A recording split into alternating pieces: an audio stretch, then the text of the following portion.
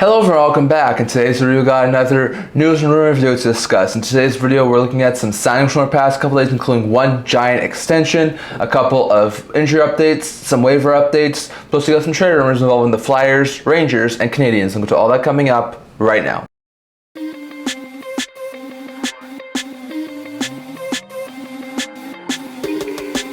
Hello everyone, welcome back to another video here at the End-to-End Hockey channel. Before we begin this video, don't forget to like this video and subscribe below. Thank you for all of your support. I would never be able to do this without all of you guys, so if you haven't already, definitely subscribe down below. It really helps support the channel, and we're on the road to 500 subscribers. And don't forget to leave a comment down in the comment section below discussing all that was discussed in today's video. So in today's video, as per usual, it's another news rumor video, so we're starting off with a couple of signings from our past couple days. We saw 9 signings happen about a week ago, mostly involving entry-level contracts. There was one monster extension, which we'll get to at the end of it, but we're still with all the ELCs that happened from our past couple of days. So first, the Toronto Maple Leafs has signed center prospect Luke Hughes, who was an undrafted prospect, to a 2-year ELC with an AV of $875,000. Now, Hughes has been playing over the NCAA. This past year had 12 goals and 18 points in 22 games, after he had 36 points in 31 games last year. So it looks like a very talented offensive prospect there for the Leafs. I think Hughes eventually could be a decent bottom 6-4 there for the Leafs in a couple of years' time, so interesting note there. But the Leafs an undrafted prospect to a 2-year ELC. Another undrafted prospect who signed an ELC was in Columbus as Jack Williams, who's a right winger. He signed a 2-year ELC with AV of $923,000. Williams is another young prospect who looks like he's going to be very talented at the NHL level. Had 17 goals and 36 points in 34 games last year. Had only 16 goals but 41 points in 37 games this year. So Williams looks like a very fantastic prospect there for the Jackets. I think eventually he could be a solid, maybe even middle 6-4 for the Jackets in due time. So interesting note there. Williams, I think, is on the NHL roster for the Jackets at this point in time. I don't think he's gone to any NHL action, but still it's an interesting sign there for the Jackets to sign Williams to a 2-year ELC. Another player who got a 2-year ELC was in New Jersey as they signed 4th round pick in the 2020 draft, 120th overall, Ethan Edwards, who's a defensive prospect, plays on the left side, to a 2-year ELC with an AAV of $925,000. Edwards has been playing over the NCAA over the past couple of years. Last year had 3 goals and 10 points in 21 games. This year had 5 goals and 21 points in 36 NCAA games. Looks like a pretty good prospect. I think Edwards eventually could fit in really well as like a 6th, 7th defenseman on that blue line for New Jersey. So interesting note there, he already has the assist in 2 AHL games since signing that deal. So interesting note there, but Edwards looks like a very fantastic prospect there for New Jersey Devils, and I think eventually he could be a really solid add. Then we saw Dallas Stars sign a left shot defensive prospect, another undrafted guy, and that was Trey Taylor, to a 2-year ELC with an AV of $975,000. Taylor's also been playing over the NCAA over the past couple of years. Last year had 4 goals and 17 points in 35 games. This year almost doubled his point production, having 9 goals and 29 points in 39 NCAA games. Looked pretty good. Has played 3 AHL games for Dallas since signing this deal and has no points. So interesting note there.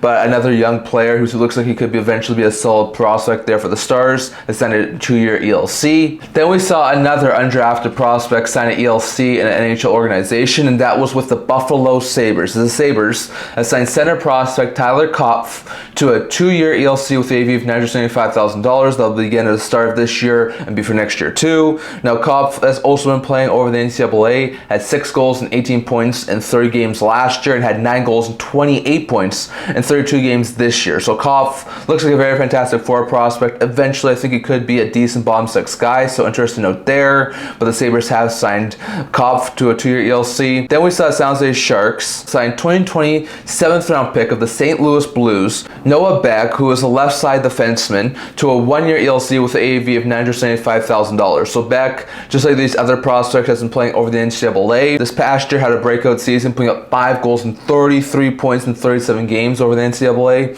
Already has no points in 1 game of AHL action for San Jose. So Beck looks like a very fantastic prospect. I think eventually he could be a very solid add there for the Sharks, so interesting note there. And then we also saw St. Louis Blues sign 2 players to ELCs. The first one was their 2024 2nd round pick, so 2nd round pick from just this past year, 56 overall defensive prospect Lucas Fischer signed a 3-year ELC. with the AAV of $931,000 that began at the start of next year. So Fisher looks like a very fantastic prospect. He's been playing over in the OHL. Last year, before he got drafted, had 6 goals and 34 points in 68 games. This year had 15 goals and 37 points in only 51 games. So much more points in a less amount of games. Looked like a really good prospect there on the blue line there for St. Louis. So really good prospect add there for St. Louis. And I think that could be a very fantastic add for the St. Louis long term. And the Blues also signed their 3rd round pick from this past year's draft, which is also 2024. 95th overall center prospect Adam Dzeko. Dzeko gets a 3-year ELC with an AV of $873,000 that begins at the start of next year. Dzeko,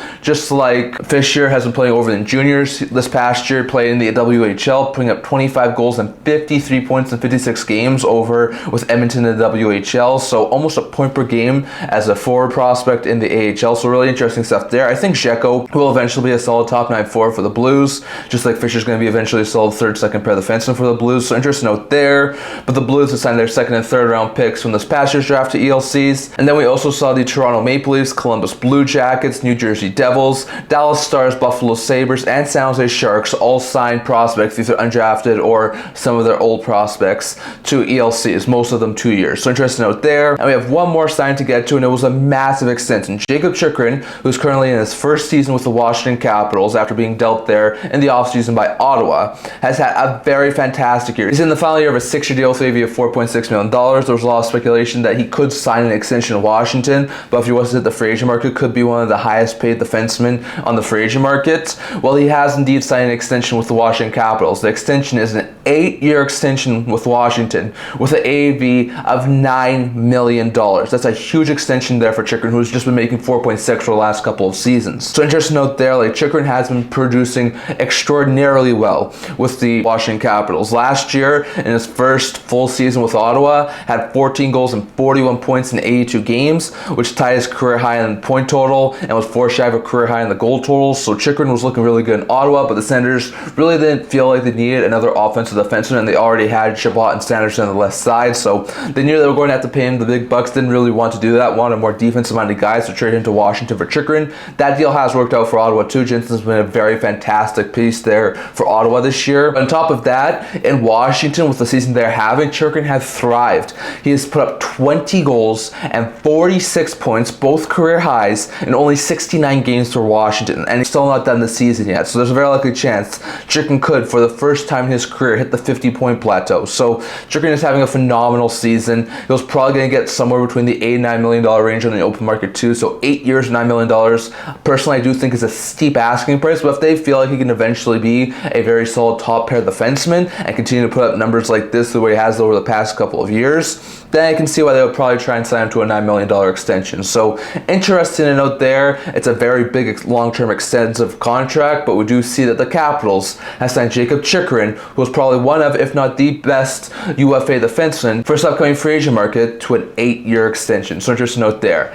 Those are all signings off from our past couple of days. Next, going over to a couple of injury updates. So we got a couple of injury updates to talk about here. So first, with the Pittsburgh Penguins, Bork-Johnny Maatta has underwent bicep surgery and will now be out for the next 4 to 6 weeks. And with the Penguins season most likely coming to an end in the next couple, there's a very likely chance that Maatta's season is over for Pittsburgh. So interesting note there, but that's a bad blow there. Maatta's been a solid call-up option there for the Penguins, so interesting note there. For the Calgary Flames, Connor Zary, who suffered a lower body injury back over on Thursday, is now out week to week, so that's a bad blow there for the Flames. Zary's been a really solid middle six center there for the Flames, so to see him be out for any length of period of time is awful, and I'm not sure when he's going to be able to get back.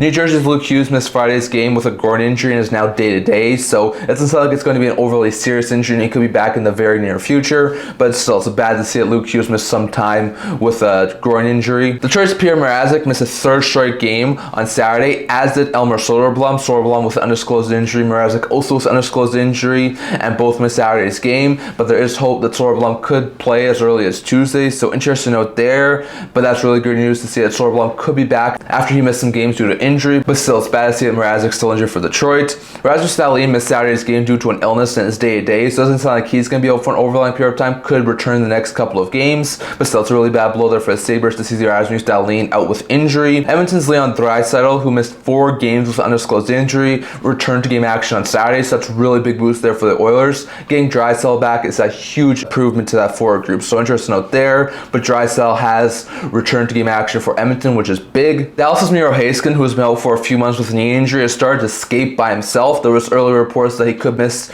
the first round of the playoffs or stars due to injuries, but now it sounds like he will be back in the very near future, so interesting note there. Hopefully Heiskanen will be back for game 1 of the playoffs, and that could really be a big boost for the Dallas Stars.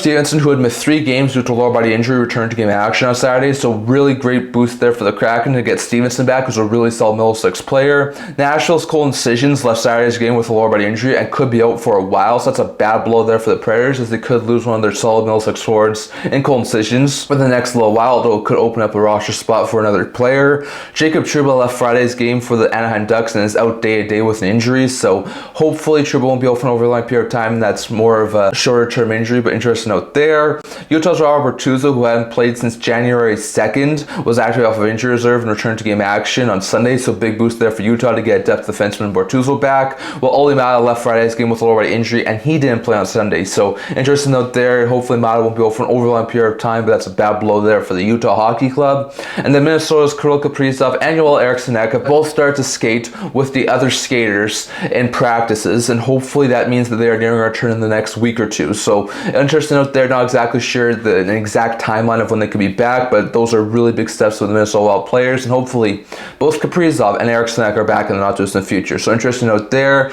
Good to see guys like Stephenson, Draisaitl, Heiskanen, and Kaprizov either get back in game action or be nearing a return, and it's good to see that those guys do to get back, and hopefully not look too rusty in their returns. With bad news to see guys like Maatta, Trouba, Dahlin, and Luke Hughes all be out with injuries, and hopefully they won't be out for an overly long period of time, but some interesting injury updates from the past couple of days. Next, going over to just a really quick waiver update. Back over on Monday, we saw 4 players be placed on waivers. That was Patrick Brown and Vinny Letteri in Boston, and Devin Shore and Shore and Gaunce in Minnesota. Now remember, if players are claimed off of waivers, they cannot play for their teams that they are claimed off of waivers for during the rest of this regular season and the playoffs. So once again, like I told before, it doesn't really make much sense for teams to claim players off of waivers at this point in time in the season. So I don't think it's too much of a surprise that all 4 guys did wind up clearing. Brown, Letteri, Shore, and Gaunce now all go down to the minors and play for the AHL affiliates. So interesting note there. While back over on Tuesday, Bemstrom was placed on waivers by Pittsburgh Penguins. So like I said, Bemstrom's a decent young player. I think if this was before the trade deadline, then maybe there's a chance he could get claimed. But with no team being able to play him, if they do claim him, I think there's a very likely chance Bemstrom will get cleared. So interesting note there, just a couple of interesting waiver updates. But Letteri and Brown, who are decent bottom 6 forwards in Boston, and Gaunce and Shore, who are also decent bottom 6 forwards in Minnesota, were both placed on and cleared waivers. While Bemstrom is on waivers, and we'll have to wait and see if he does get claimed or not, but I think it's highly unlikely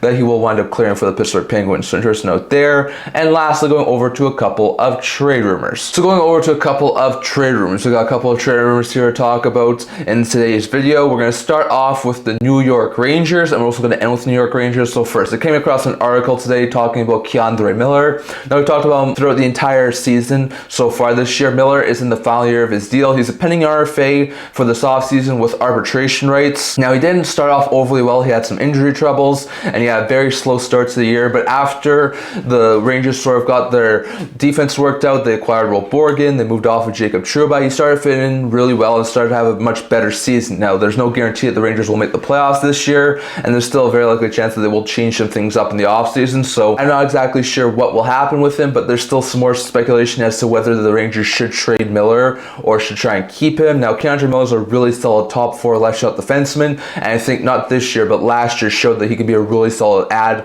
on the blue line. So I think the one thing that really concerns the Rangers is if they can really sign him without having to go through arbitration, because I think he could wind up being walked straight to UFA status, and I don't think the Rangers really want that to happen. So I'm not going to say it's a guarantee that he does extend, but I'm also not going to say it's a guarantee they don't try and re-sign him. Like, I think Miller could probably command like a 4 to 5 year deal, like $5 to $6 million with the way he's played over the past little while, and I think that could be a decent add for the Rangers if they were able to keep him. But I do think that if they were to trade him, he would have to be at for like a 2nd round pick and maybe a decent prospect, maybe even a roster player. So I'm not exactly sure if the Rangers are going to trade him. I just think that it's still interesting that people are talking about whether the Rangers should keep Miller or move him. So we'll have to wait and see. Let me know down in the comments if you think that Miller will either stay with the Rangers or if he'll get moved. I'd love to hear your guys' thoughts. When it comes to the Montreal Canadiens, we've heard a couple of things about them, and there's been a couple of recent articles that popped up. I've also seen this from a couple of other sources saying that the Canadiens' big big target in the offseason will probably wind up being a second line center. Now, Nick Suzuki's been absolutely phenomenal as their top line center,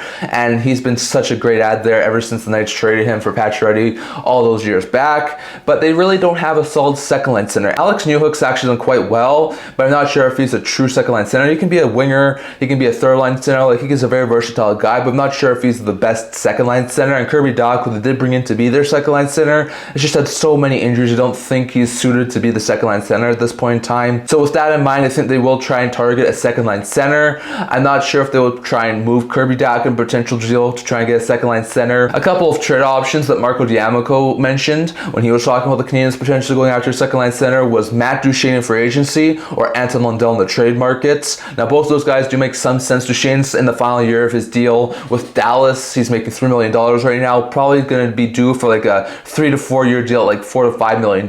I'm not sure if Duchene will want to go to Montreal, which I think would try and halt up any sort of option for Duchene to go to Montreal. I probably think he would want to stay in the South in the US, so we're going to have to wait and see on that, but I don't think Duchene is a very likely option. But if they were to get him, he could be a very fantastic 2C behind Suzuki. When it comes to Anton Lundell, D'Amico says that after they signed Sam Bennett, it really does alter Lundell being a solid second line center going forward, and that could wind up leading the Panthers to trade him. Lundell, if he was to go to Montreal, would be exactly what they need, a bigger body type guy who can move the puck well, put the puck in the back of the net, be a very solid second line center behind Nick Suzuki. So I think Lundell would be a really interesting option. I've seen some people say maybe a guy like Matt Barzal. I highly doubt that would happen with him being one of the best Islanders players. I don't see that happening. Maybe Bo Horvat, who's mentioned in the trade rumor mill. If they were to go to UFA market, could they try and target a guy like P.S. Suter, who's having a really good season in Vancouver? And there's probably a couple of other center options too. But keep your eye on Montreal in the offseason. They're still trying to fight for a playoff spot right now, so that's sort of on the back burner right now. But when they do get into the offseason, expect them to try and target a second line center to play behind Suzuki.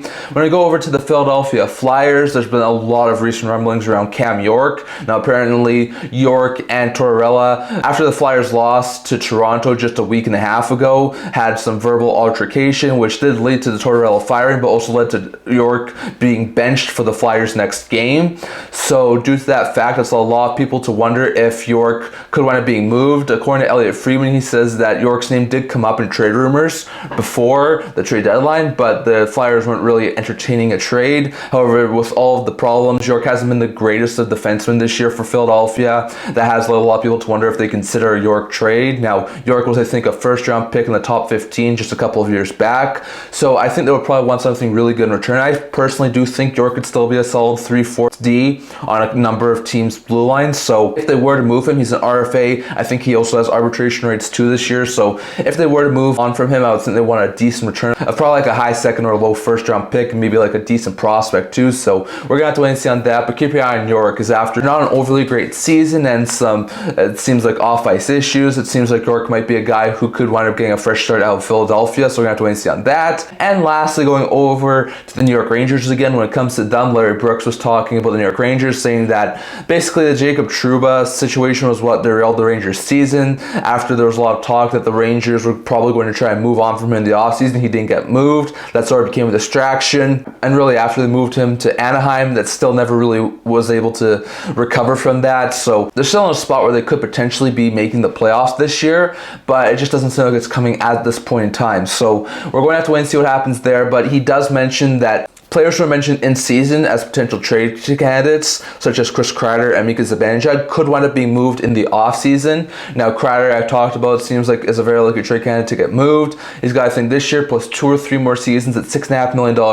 He's a former 50 goal scorer, and I think there would be a ton of teams lining up to try and acquire him from the New York Rangers organization. And I think the Rangers could get a pretty stellar haul in return. When it comes to Zibanejad, he's got a full no movement clause, so he decides if he stays or goes, but I do think he might be open to a fresh change of scenery, given all the criticism he's had over the New York Rangers organization over the past couple of years. So I'm not saying it's a guarantee either of these guys will get moved, but especially Kreider, after all of the speculation that he had during the season that he could get moved, I think there's a very likely chance he will get moved in the offseason. Maybe there's a potential option that Zibanejad also gets moved. We're going to have to wait and see on that. But they also have a couple of really good young prospects, like Gabe Perreault seems to be signing a contract in the very near future. On top of that, Brett Berard and Brennan Othman, I think, deserve top 9 roles. So there's a couple really good forward prospects in the Rangers organization. I think they'll try and give some playing time to next year, and I think that would be easier if they didn't have a guy like Chris Kreider in the lineup. So we're going to have to wait and see on that, but it does seem like the Rangers are a very likely option to move off of a couple of veterans, and most importantly would be guys like Chris Kreider or Mika Zibanejad. So we're going to have to wait and see on that. But that's all we're talking for today. I'd love to hear your guys' thoughts on all those discussed here today down in the comment section below. Do you feel that the Rangers will move Chris Kreider, K.Miller, Mika Zibanejad? And if so, what sort of returns do you think they could get? Do the Flyers move off of Cam York? And if so, where could he go? And do you think the Canadiens should target a second-line center? And who would they try and target? Definitely love to hear your guys' thoughts on all of that. Plus the injury updates and the waiver updates and the signings from over the past couple days. Definitely love to hear your thoughts on all of that. That's all we're talking for today. Remember to like this video, and if you really liked it, remember to subscribe down below. Thank you for all of your support. I would never be able to do this with all of you guys. So if you haven't already, don't forget the subscribe button down below, and for the comment down in the comment section below. It really does help with the channel, and we're on the road to 500 subscribers. I also have a blog to news, rumors, analysis, stuff like that, so check that out. I've linked that down in the description below, and can't see you guys all for next video. See you guys soon.